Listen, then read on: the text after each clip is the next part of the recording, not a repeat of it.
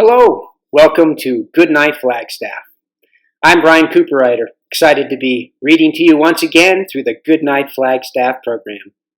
Thank you for tuning in to our community story time. You can find a new chapter from one of our favorite family-friendly books at 8 p.m. each weeknight on the Literacy Center's YouTube channel and on Creator Radio, a local online radio station. The previous chapter is replayed on Creator Radio each weeknight at about 7:45, just before the new chapter airs. You can also listen to all previous Goodnight Flagstaff recordings on YouTube. We are currently reading from the Chronicles of Narnia by C.S. Lewis, Book 7, The Last Battle. If you'd like to check out any of the Narnia books to read along with us at home, they are all available in the Hoopla app with your Coconino County library card. Check one out today. Please email us if you'd like to join our team of readers and connect with your community through stories. All ages are welcome. Our email is goodnightflagstaff@gmail.com. goodnightflagstaff@gmail.com. Last time we read together, King Tirian was tied to a tree. Mice, rabbits, and moles of Narnia came and gave him wine and food. They feared untying him for fear of Aslan, but did what they could for him. After they left, Tirian thought that there had never been a worse time in Narnia. He remembered the children and Aslan, who had always come at the worst times, and asked Aslan for help and to call on the children. Then he dreamed that he could see the children, but they couldn't hear him. Do you think any help will come to the king? Chapter 5. How help came to the king. But his misery did not last long. Almost at once there came a bump, and then a second bump, and two children were standing before him. The wood in front of him had been quite empty a second before, and he knew they had not come from behind his tree, for he would have heard them. They had in fact simply appeared from nowhere. He saw at a glance that they were wearing the same queer, dingy sort of clothes as the people in his dream, and he saw at a second glance that they were the youngest boy and girl out of that party of 7.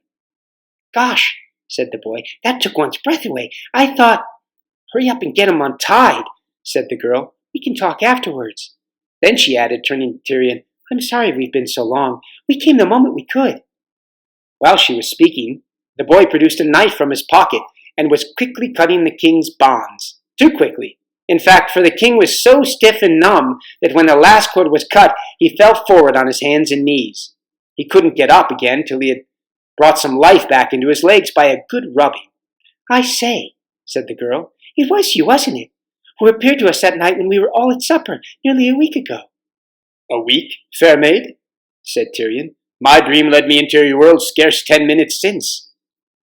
"It's the usual muddle about time, Pole," said the boy. I remember now," said Tirian. "That too comes in all the old tales. The time of your strange land is different from ours.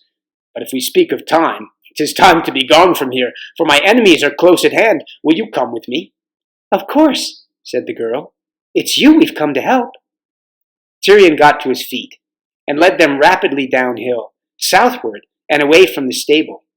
He knew where he meant to go, but his first aim was to get to rocky places where they would leave no trail, and his second to cross some water so that they would leave no scent. This took them about an hour scrambling and waiting, and while that was going on, nobody had any breath to talk. But even so, Tirian kept on stealing glances at his companions. The wonder of walking beside the creatures from another world made him feel a little dizzy, but it also made all the old stories seem far more real than they had ever seemed before. Anything might happen now. "Now," said Tirian, as they came to the head of a little valley which ran down before them among young birch trees, "we are out of danger of those villains for a space, and may walk more easily." The sun had risen, dewdrops were twinkling on every branch, and birds were singing. "What about some grub? I mean for you, sir, we too have had our breakfast," said the boy. Tirian wondered very much what he meant by grub, but when the boy opened a bulgy satchel which he was carrying and pulled out a rather greasy and squashy packet, he understood. He was ravenously hungry, though he hadn't thought about it till that moment. There were 2 hard-boiled egg sandwiches, and 2 cheese sandwiches, and 2 with some kind of paste in them. If he hadn't been so hungry, he wouldn't have thought much of the paste, for that is a sort of food nobody eats in Narnia.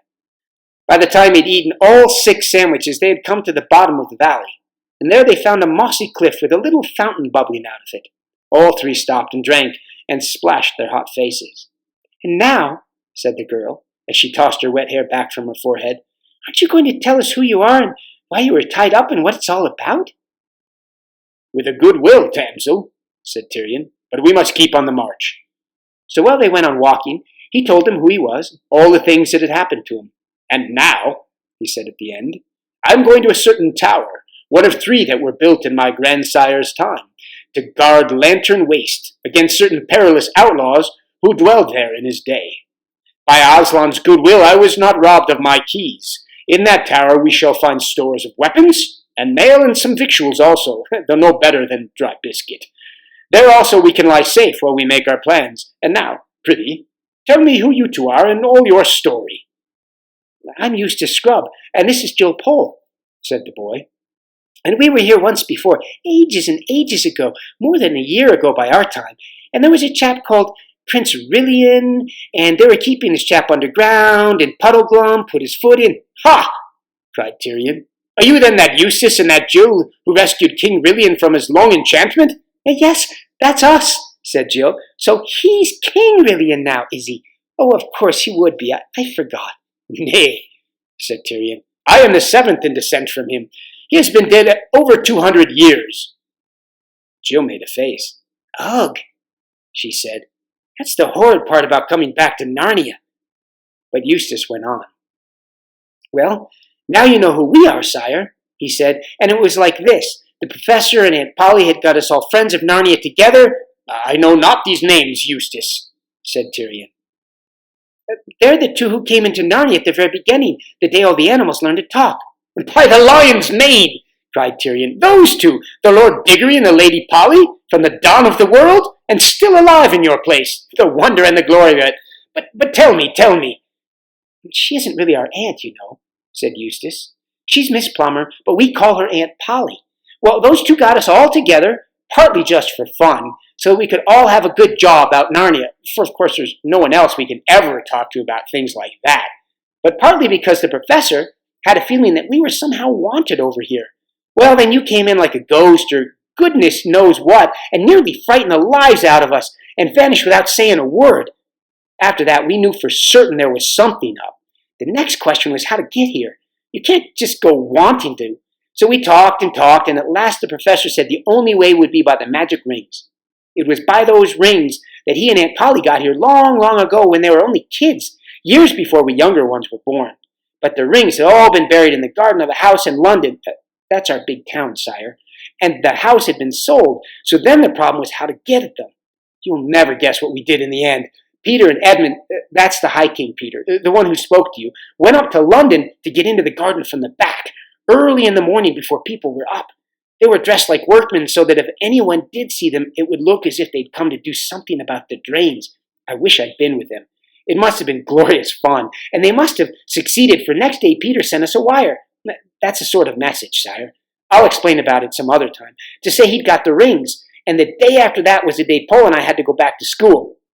We're the only 2 who are still at school, and we're at the same one. So Peter and Edmund were to meet us at a place on the way down to school and hand over the rings. It had to be us 2 who were to go to Narnia, you see, because the older ones couldn't come again. So we got into the train. That's the kind of thing people travel in our world. A lot of wagons chained together. And the professor and Aunt Polly and Lucy came with us. We wanted to keep together as long as we could. Well, there we were in the train, and we were just getting to the station where the others were to meet us, and I was looking out of the window to see if I could see them, when suddenly there came a most frightful jerking and noise, and there we were in Narnia, and there was your majesty tied up to the tree. "So you never used the rings?" said Tyrion. "No," said Eustace. "Never even saw them. Aslan did it all for us in his own way without any rings." "But the High King Peter has them," said Tyrion. "Yes," said Jill, "but we don't think he can use them. When the 2 other Pevenses, King Edmund and Queen Lucy, were last here, Aslan said they would never come to Narnia again, and he said something of the same sort to the High King, only longer ago. You may be sure he'll come like a shot if he's allowed." "Gosh," said Eustace, "it's getting hot in the sun. Are we nearly there, sire?"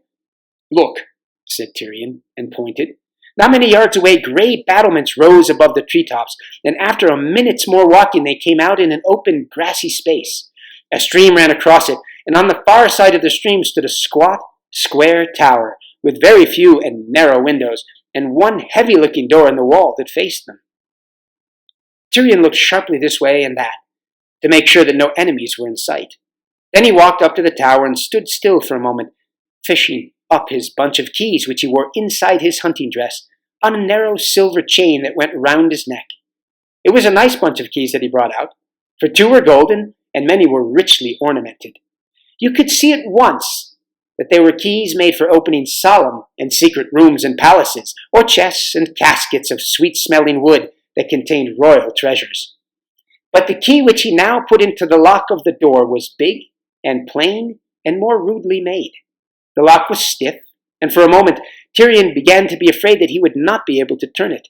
But at last he did, and the door swung open with a sullen creak. "Welcome, friends," said Tyrion. "I fear this is the best palace that the King of Narnia can now offer to his guests." Tyrion was pleased to see that the 2 strangers had been well brought up. They both said not to mention it, and they were sure it would be very nice. As a matter of fact, it was not particularly nice. It was rather dark and smelled very damp. There was only one room in it, and this room went right up to the stone roof. A wooden staircase in one corner led up to a trap door by which you could get out in the battlements. There were a few rude bunks to sleep in, and a great many lockers and bundles. There was also a hearth, which looked as if nobody had lit a fire in it for a great many years. "We'd better go out and gather some firewood first thing, hadn't we?" said Jill. "Not yet, comrade," said Tyrion.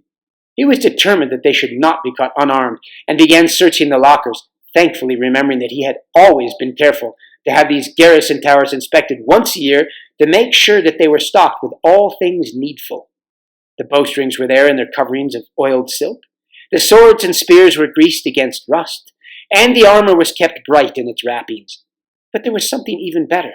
"Look," said Tyrion, as he drew out a long mail shirt of a curious pattern and flashed it before the children's eyes.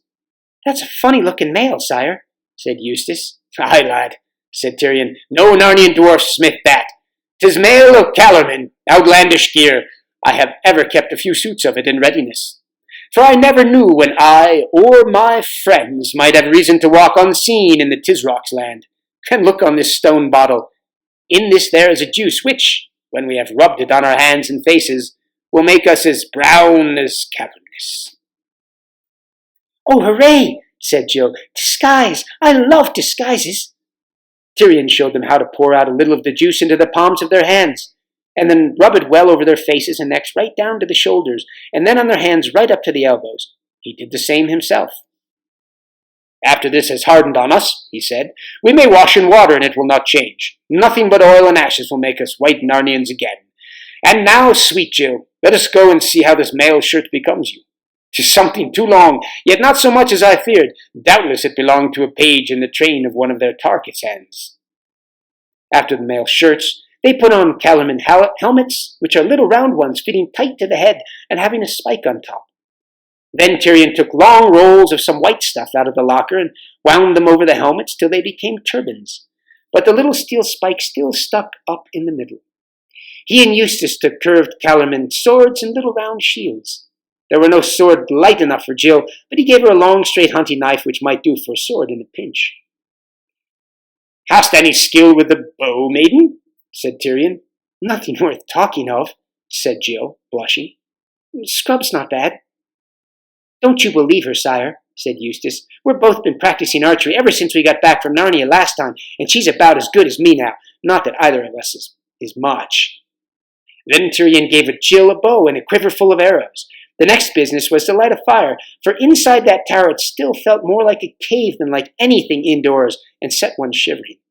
But they got warm gathering the wood. The sun was now at its highest, and when once the blaze was roaring up the chimney, the place began to look cheerful. Dinner was, however, a dull meal, for the best they could do was to pound up some of the hard biscuit, which they found in a locker, and pour it into boiling water, with salt, so as to make a kind of porridge. And of course there was nothing to drink but water. "I wish we'd brought a packet of tea," said Jill. "Or a tin of cocoa," said Eustace. "A firkin or so of good wine in each of these towers would not have been amiss," said Tyrion.